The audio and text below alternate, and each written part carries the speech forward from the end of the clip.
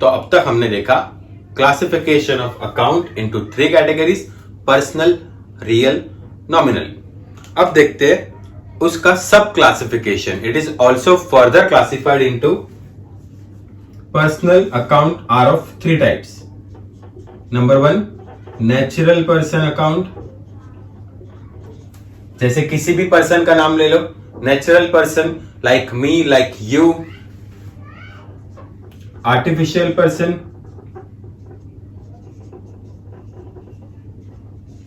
Artificial person बोले तो person जिसको इंसान ने बनाया हुआ है, जिसको लॉ ने बनाया हुआ है, like company, Reliance company, Tata company, Birla company, they are examples of artificial person.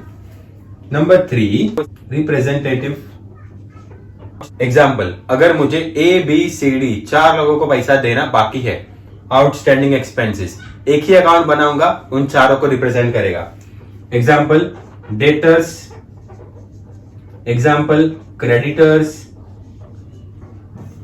Debtors जैसे हमने सिंपल मीनिंग में देखा था, डेटर्स मतलब जिन जिन लोग से पैसा लेना बाकी है। तो अगर मुझे 50 लोगों से पैसा लेना बाकी होगा तो मैं 50 लोग का नाम अलग अलग रूप से नहीं दिखाऊंगा। मैं क्या दिखाऊंगा? एक ही नाम दिखाऊंगा, डेटर्स। डेटर्स में उन सारे 50 लोग का नाम होगा। ओके। सिमिलरली क्रेडिटर्स, क्रेडिटर्स मतलब क्या? जिन जिन को पैसा देना बाकी है।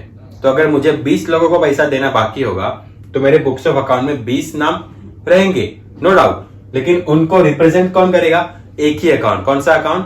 Creditors account. Okay, so that is types of personal account. 3 types of personal account. Natural person Raj, Raju, Varsha, Vini, any name of a person, natural person.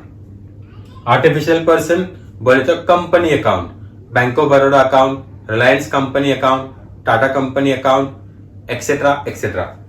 Representative account, debtors account, creditors account, outstanding expense account, prepaid expense account, they are representative personal account.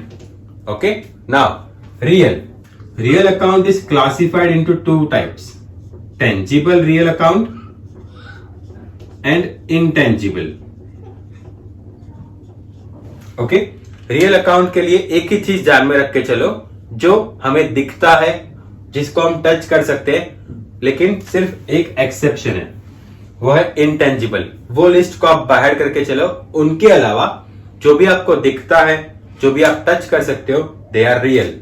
Like any furniture, cash, building, anything that you can see is called as tangible. This board is also tangible. Okay, but anything that you cannot see but still they are real because they are assets. So intangible assets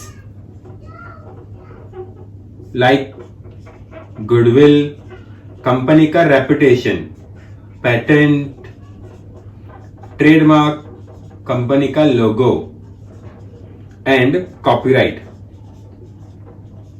जैसे किसी ने कुछ बनाया हुआ है तो उसका copyright करा लेता है वो। So ये 4 अभी ध्यान में रख लो। They are your assets, but which assets? Intangible assets. क्यों? क्योंकि आप इसको देख नहीं सकते, you can only feel that. Okay, but here furniture, cash, building, you can see them, you can touch them, that's why they are tangible. Okay, so real is classified into 2 categories: tangible and intangible assets. These are tangible assets and those are intangible assets. They both are considered as real account. Now nominal account is classified in 2 types. Number 1, expense or loss. Number 2, income or gain. Okay, जैसे हमने पहले example देखा था salary, तो salary या तो आपका expense होगा या तो आपका इनकम होगा। Another example we have seen rent, rent या तो आपका एक्सपेंस होगा या तो आपका इनकम होगा। Example salary paid, rent paid. Here example can be commission received. Possible, na? We are doing a business of brokerage. So we are receiving commission, we are receiving brokerage. Then income by way of sales. that are my incomes and these are my expenses. So if your account is nominal, it is either expense account or income account. That's it. So that was the further classification of accounts. अभी हम देखेंगे finally in सब का golden rule से क्या connection है. Okay, आइए देखते हैं. So book keeping and accountancy क्या होता है, उसमें ट्रांजेक्शंस रिकॉर्ड होते हैं. कौन से ट्रांजेक्शंस रिकॉर्ड होते हैं? Business transactions. कहां रिकॉर्ड होते हैं? In journal. Okay, so there is one book called as journal जहां पे सबसे पहले ट्रांजेक्शंस रिकॉर्ड होते हैं. जर्नल में कैसे अकाउंट्स रिकॉर्ड होते हैं? Some account debited to some account. So दो चीज, डेबिट रिकॉर्ड होता है और एक क्रेडिट रिकॉर्ड होता है. What is debit and what is credit? जैसे मैथ्स प्लस माइनस के बिना अधूरा है, वैसे अकाउंट्स डेबिट और क्रेडिट के बिना अधूरा है. जैसे मैथ्स में plus minus is very important, वैसे अकाउंट्स में डेबिट और credit is very important. Okay, so कौन सा अकाउंट हम डेबिट करेंगे और कौन सा अकाउंट हम क्रेडिट करेंगे, वो जानने के लिए हमें सीखना पड़ेगा golden rule. Okay, type of account अच्छे से जानने के बाद आपको कोई भी अकाउंट दिखेगा, आप फटाक से आंसर दे दोगे.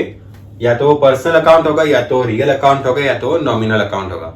ओके, अगर वो अकाउंट पर्सनल अकाउंट है तो या तो वो रिसीवर होगा या तो वो गिवर होगा. अगर वो अकाउंट पर्सनल अकाउंट है तो वो पर्सन या तो रिसीव कर रहा होगा या तो गिवर होगा. Okay, if that person is receiver तो उसको डेबिट इफेक्ट दो. ओके, जर्नल एंट्री में. अगर वो पर्सन गिवर है तो उस पर्सन को क्रेडिट इफेक्ट दो. कहां पे? जर्नल एंट्री में. ऐसे ही हम ट्रांजेक्शंस रिकॉर्ड करते हैं. अगर वो पर्सनल अकाउंट है तो वो दो में से कोई एक ही चीज कर रहा होगा, या तो रिसीवर होगा या तो वो गिवर होगा. अगर वो रिसीवर है तो डेबिट इफेक्ट दो, अगर वो गिवर है तो क्रेडिट इफेक्ट दो.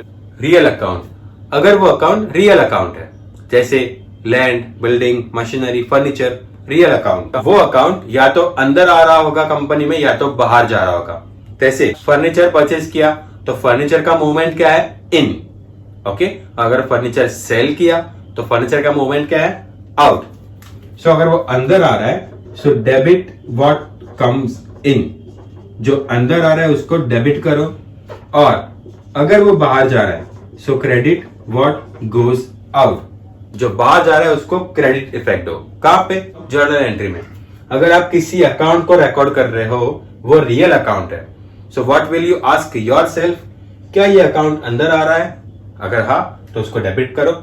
अगर वो अकाउंट बाहर जा रहा है तो इसको क्रेडिट इफेक्ट देने का.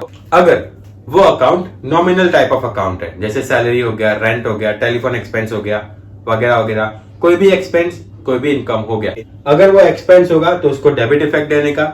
अगर वो इनकम हो गया तो उसको क्रेडिट इफेक्ट देने का. कहां पे? जर्नल एंट्री में. तो ये था हमारा गोल्डन रूल. गोल्डन रूल को बाहर करना बहुत जरूरी है. ये गोल्डन रूल आपको बहुत सालों तक काम आता है. What is golden rule? For personal account debit the receiver, credit the giver. For real account, debit what comes in, credit what goes out. For nominal account, debit all expenses and losses, credit all income and gains. ये golden rule सीखने के बाद आप proper journal solve करना सीख पाओगे. So first step क्या है? Identify type of account. Second step, अगर वो रियल अकाउंट है तो या तो अंदर आएगा या तो बाहर जाएगा. वापस सेकेंड स्टेप, अगर वो पर्सनल अकाउंट है तो या तो रिसीवर होगा या तो गिवर होगा. सेकेंड स्टेप, अगर वो नॉमिनल अकाउंट है तो या तो एक्सपेंस होगा या तो इनकम होगा. अगर एक्सपेंस है तो डेबिट करो, अगर इनकम है तो क्रेडिट करो. पर्सनल अकाउंट अगर रिसीव कर रहा है तो रिसीवर को डेबिट इफेक्ट, अगर वो गिवर है तो क्रेडिट इफेक्ट. अगर वो रियल अकाउंट है, अंदर आ रहा है तो डेबिट करो, बाहर जा रहा है तो क्रेडिट करो. ये गोल्डन रूल के हेल्प से आप जर्नल सॉल्व कर पाओगे. तो अगले वीडियो में हम देखेंगे जर्नल एंट्रीज को हम सॉल्व कैसे कर सकते हैं एकदम इजी मैनर में. तब तक के लिए धन्यवाद. आपको अगर हमारा YouTube वीडियो पसंद आया हो तो please subscribe to my channel. Thank you.